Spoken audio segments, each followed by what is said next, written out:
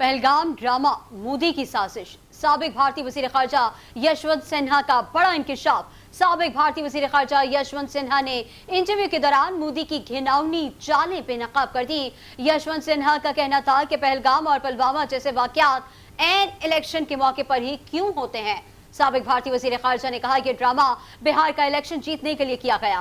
पुलवामा में भी इंतखाबात से पहले दहशतगर्दी हुई थी, तब भी मोदी ने इसका भरपूर फायदा उठाया और ये हमला सर्जिकल स्ट्राइक के बायस बना, जिसे इंतखाबी मुहिम में सियासी तौर पर इस्तेमाल किया गया। मोदी ने कौमी सलामती के मसले को सियासत के लिए इस्तेमाल किया। मोदी ने इंतखाबी जलसों में पुलवामा के शहीदों के नाम पर वोट मांगे थे। उन्होंने कहा पहलगाम हमला बिहार के इलेक्शन जीतने की गर्ज से किया गया। मोदी सरकार दहशतगर्दी के वाकयात से सिर्फ सियासी फायदा उठाना चाहती है। दिफाई माहिरीन का कहना है कि दर हकीकत मोदी सरकार सीज फायर के बाद पाकिस्तान से बातचीत नहीं बल्कि बिहार इलेक्शन की तैयारी पर बात कर रही है। मोदी की नाकिस पॉलिसीज के बायस भारत पूरे खित्ते में तन्हा रह गया।